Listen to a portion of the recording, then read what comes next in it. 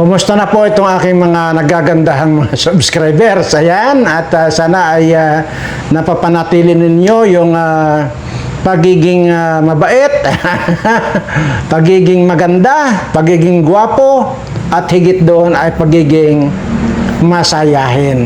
Sapagkat yung taong masayahin, ika nga ay hindi tumatanda. Yan, at yan po ang ating tatalakay ngayon. Bagamat hindi ko po alam kung hindi ko po sigurado kung anong araw po tumama itong mismong bidyong ito dahil ito pong bidyong ito ay in advance ko na po ang paggagawa nito nung actually nung Lunes pa po ay hindi ay advance video na po yan. Akala ninyo ako pa rin yun, ano?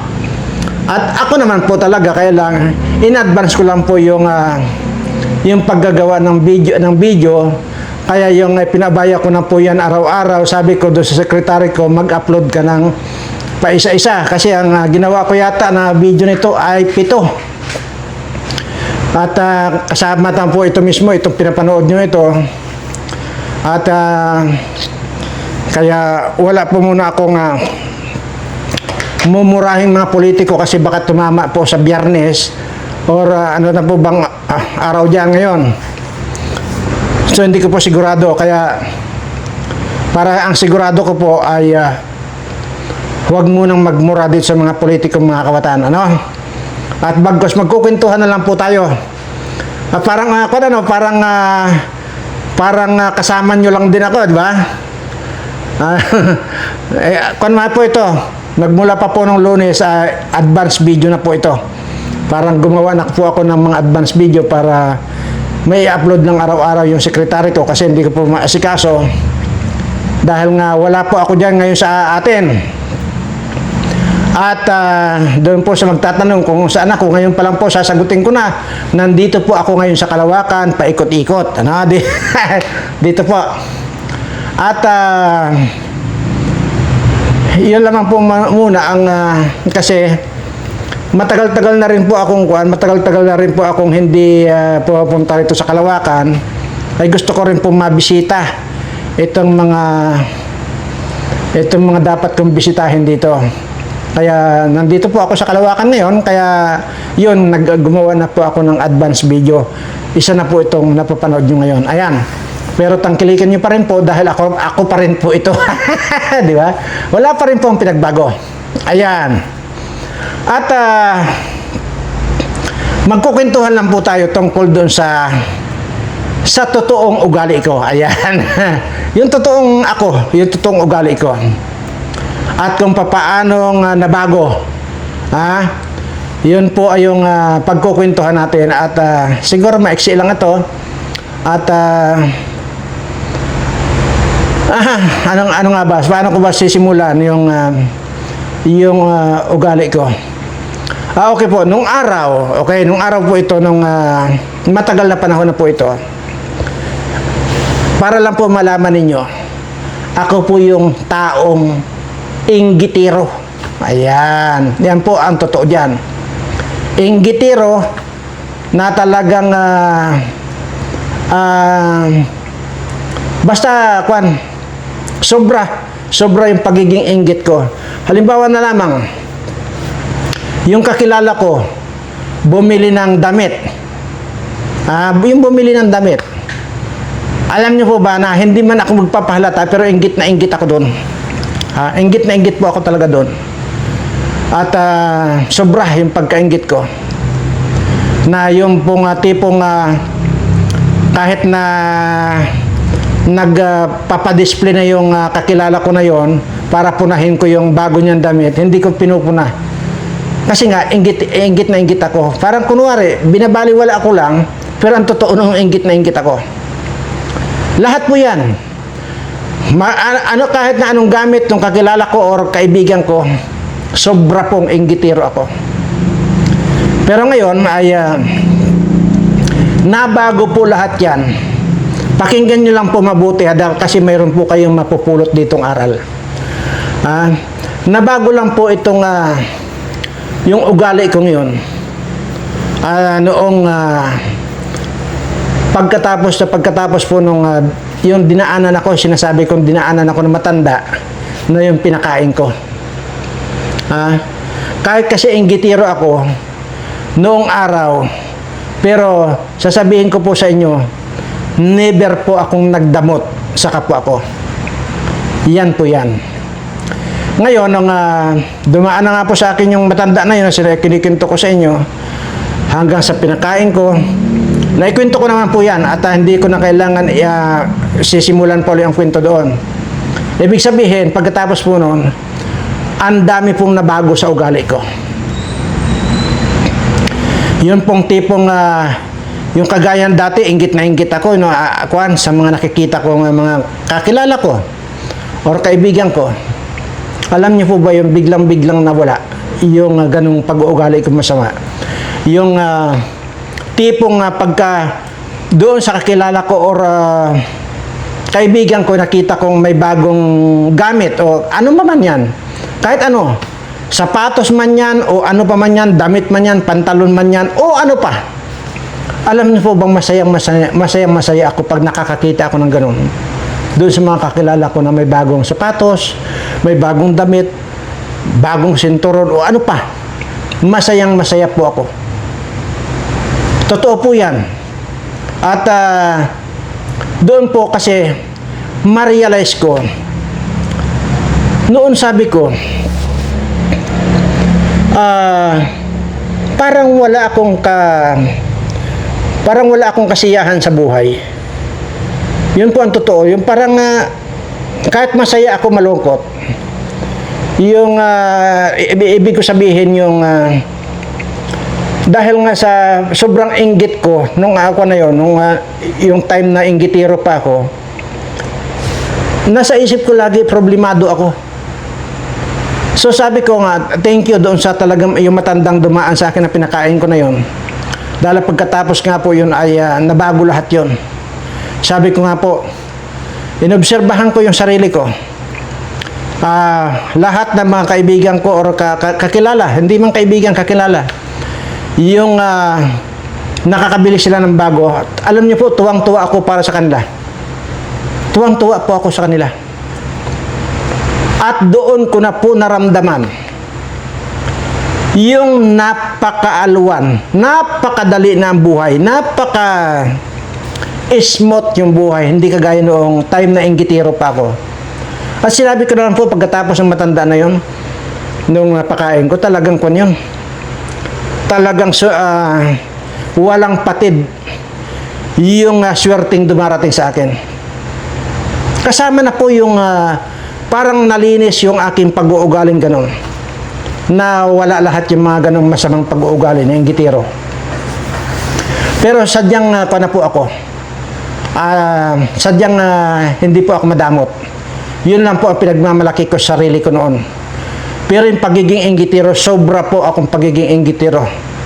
Dahil nga doon hindi umaangat yung buhay ko. Kaya nga po doon ako nakatira sa ilalim ng sirang truck. Ganun po ako kahirap, ganun po ako kahampas lupa, ganun po ako patay gutom. At hindi po ako nahihiyang sabihin yun sa inyo. Na kung ngayon ay hindi na ako nakatira sa ilalim ng sirang truck, pero hindi pa rin po nababago. Kung ano man yung pinagdaanan ko, yun pa rin po ako.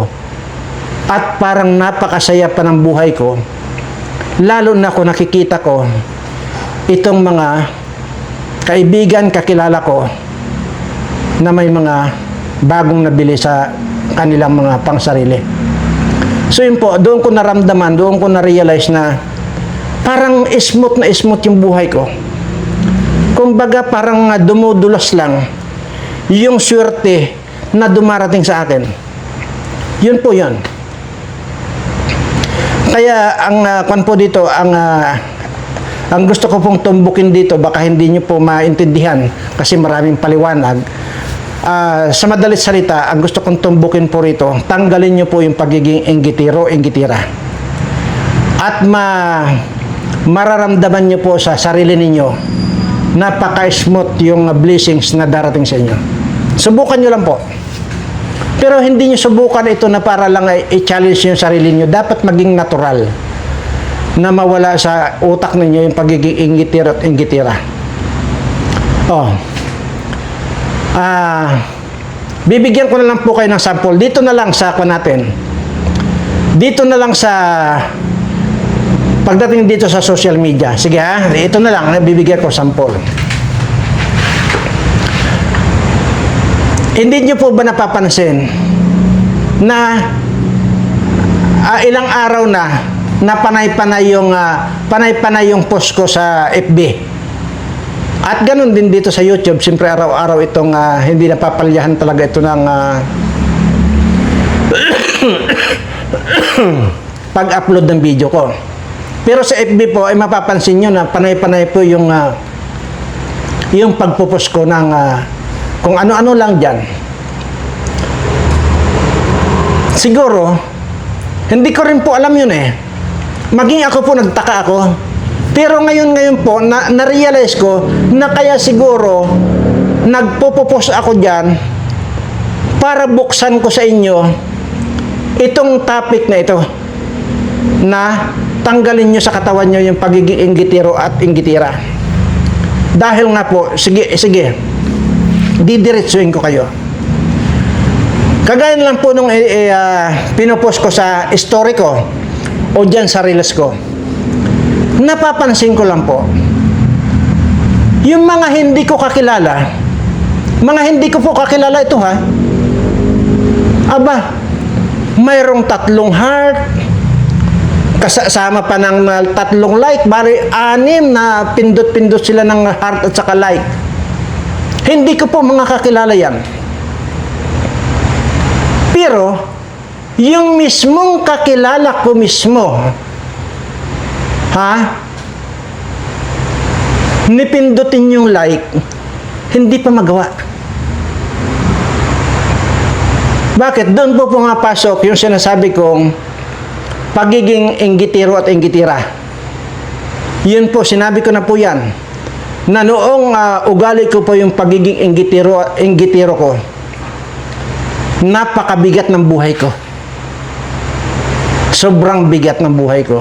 Kaya siguro, ginawan ako ng way na para mag-post dyan para lang ma-discuss ko itong bagay na ito. Yan po ang, kasi na-review ko po eh. Hindi ko po kilala itong mga nanonood sa reels at saka doon sa story. Hindi ko po mga kilala yan. Pero pansinin ninyo, ang dami nilang heart, ang dami nilang like. Sa isang tao yun, ilang pindot yun. Pero sabi ko nga po, yung mismong kilala ko, personal, dinadaanan lang po na hindi mapindot yung like. Ay kahit ba hindi mo kursunada yung in-upload ko, kahit naman sana pakitang tao, total dumaan ka na rin yan kasi paano pinindot mo na sana yung like, di ba? Pero hindi po talaga. Pero ang tanong ko lang po sa inyo, kayong mga kilala ko na hindi nyo man lang magawang pindutin yung like or magbigay ng heart, ang tanong ko sa inyo, masaya ba kayo sa buhay ninyo? Or maganda ba yung daloy ng kabuhayan ninyo? Yun po ang tanong ko sa inyo. Kasi obvious po na ayaw nyo magpalata, pero yun na po eh. Yun na po yan. Pansinin nyo po yung buhay nyo ngayon. Yung mga yung mga dumadaan lang dyan sa reels ko o di kaya sa sa history ko. Pansinin niyo po, problemado kayo. Marami kayong problema. Dahil po yan sa hindi nawawala yung pagiging inggitiro at inggitira ninyo. Ayaw ko po magsalita dito ng kung ano pa. Kung kailan sila nagpaparamdam sa akin. Ayaw ko po magsabi ng ganun.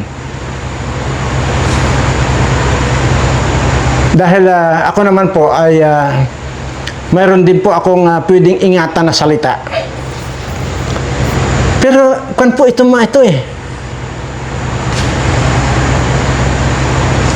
Obvious na po na kung to. Na para bang ayaw mong bigyan ng halaga, inggit nga po eh. Inggit ang lumalabas.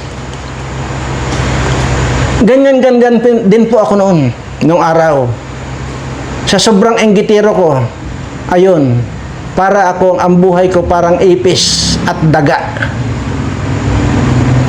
Mas mabuti pa nga yung buhay ng manok. Dahil isang kahig, isang tuka ang manok. Pero dati ako, kahig na ng kahig ako, wala pang matuka. Dahil doon sa ugali kong pagiging inggitero ko. Seryoso po ito. At least, sabi ko nga po ito, dapat natin matutunan to ngayon. At thank you Lord. At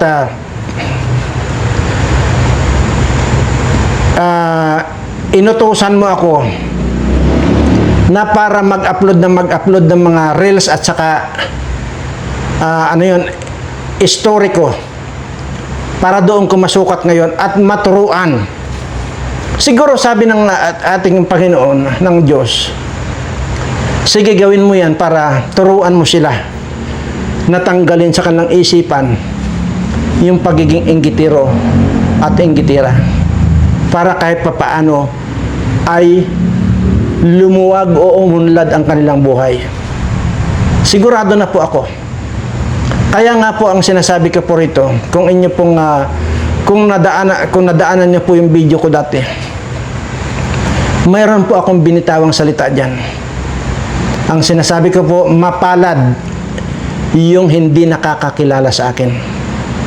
Kaya yung mga hindi ko kakilala na talagang nandyan lagi, panay ang like, panay ang bigay ng heart, napakapapalad ninyo.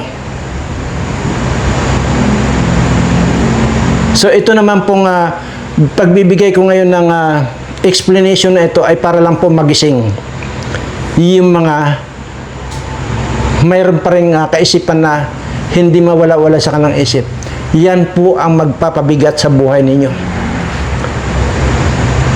Dahil nga sabi ko nga, wala po akong itinuturo dito or ituturo sa inyo na hindi ko personal na experience. Kaya ko po itinuturo itong pagiging inggitero at inggitira na pangpahirap sa buhay mo kasi nga po naranasan ko mismo eh. Napakabigat po. Sobrang bigat po ng buhay ko. Kaya siguro ganito eh. Kaya yun na naman po ang tanongin niyo sa sarili niyo. Ngayon, kung ngayon sa pagiging inggitero at inggitira ninyo ay masaya naman kayo at maganda yung pakiramdam ninyo, ay di good. Kaya po yung sinasabi ko mapalad yung hindi nakakakilala sa akin. Kasi nga po, pagka hindi nyo ako kilala, mapalad nga kayo kasi hindi nyo ako kilala. Pero nung makilala na ninyo ako at kinainggitan ninyo ako at binaliwala ninyo ako, yun ang malas ninyo. Uulitin ko lang po. Hindi po ako nagsasalita rito na hindi ko mismo na-experience sa sarili ko. Lahat po yan ng mga itinuturo ko sa inyo, lahat po ng mga paalala ko sa inyo, lahat po, kagaya rin po ito. Lahat po yan naranasan ko. Kaya ngayon mga kapatid, kaibigan, tanggalin nyo na po sa inyong mga isipan yung ugaling masasama. Hindi man po sa pagiging inggitero. Marami pa pong mga masasama kagaya ng mga pagnanakaw. Tanggalin na po yan. Hindi po makakatulong sa inyo yan. Bagkos ibabaon kayo sa kahirapan. Para nyo na rin nandito na ako. Ako yung sinasabi ko, ako yung dinaanan ng matanda na yun na pinakain ko. So, ibig sabihin, ako ngayon yung nagbibigay sa inyo ng guide, ibabaliwala ninyo para nyo na rin binaliwala yung matandang pinakain ko. Yun po yan. Doon po ako nalulungkot dahil yung bang tipong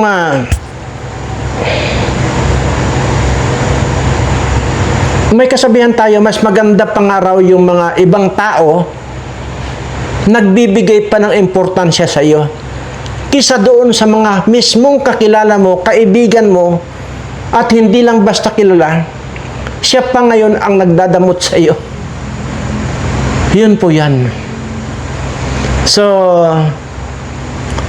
yun lang po ang gusto kong may paliwanag sa, hindi na po ako magtatagal dahil nga sabi ko ito po ay advance na video lang na ginawa ko ito. Kasi hindi ko po kasi sigurado, kaya marami po akong ginawang advance video. Hindi ko po kasi sigurado kung kailan ako makakabalik dahil marami po yung mga purpose ng pagpunta ko rito sa Kalawakan. Actually, mayroon pong isang lugar lang dito sa Kalawakan na isang araw lang ako pupunta na naman doon sa kabilang kung saan na kandiyan. Minsan 2 araw lilipat na naman ako sa kabilang lugar. So, ganun lang po. At noong mga nakaraang taon, matagal-tagal na rin pong taon nakaraan, talagang gustuhin ko man pumunta sa doon sa gusto kong puntahan, lalo na yung pinanggalingan ko. Hindi ko po magawa dahil alam ko po pinipigilan ako. Kaya nandoon yung takot ko na magbiyahe ay po lumipad dyan sa Kalawakan. Pero ngayon po sa pagkakataong ito kasi ay parang binigyan ako ng go signal na sige, ikutin mo lahat yung dapat mong ikutin. So parang ganun lang. So ngayon ay 'di ba parang normal lang tayo nag-uusap ngayon. So pero hindi niyo alam, ginawa kong advance itong video ito. So sana po ay nagets po ninyo yung ibig ko sabihin, yung pagiging inggitiro at inggitira. Pansinin niyo po ang iyong buhay. Pansinin niyo lang. Dahil ganito ako dati noon eh. Pero pagkatapos kong pakainin yung matanda, nawala lahat yon.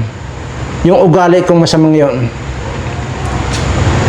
Bagkos masaya ako na nakikita yung kakilala ko na may mga nabibili silang bago. Hindi po ba't kayo mismo nakakilala ko?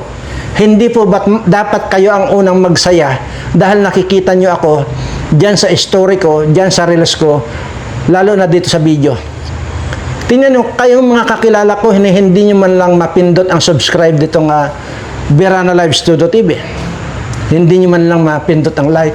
Yung doon sa story ko, hindi nyo mapusuan, hindi nyo ma-like. Yung sa reels ko, ganun din. Samantalang kayo dapat ang unang maging masaya para sa akin. Di ba? Kasi, kitang-kita naman natin ito. Alam naman natin ang tanda-tanda na nito, pero bakit ganun ang itsura? Parang sobra naman yata napakabata. Hindi naman yata kapanipaniwala na yung edad nito, yung tsura nito sa edad niya. Kasi parang kung tingnan, kung ang pagbabasihan natin ay yung edad nito, si Verana na ito. Hindi ba't napakatanda na yan? Pero tingnan nyo naman, parang napakabata pa rin tingnan. Doon po, alam ko na, doon kayo inggit na inggit eh. Tanggalin nyo po yan.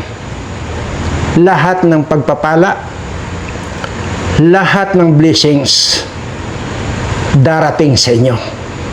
Sa lahat po ng mga subscriber ko rin, tanggalin niyo po yung ganong ugali. Ako na po ang nagsasabi sa inyo, tinuturuan ko na po kayo. Dahil kahit kailan, hindi kailanman naging inggitiro ang ating Panginoon, bagkos tinuturuan niya tayo ng tamang gawain. Maraming salamat po at muli sa lahat po ng aking mga subscriber, Mahal na mahal ko po kayo lahat.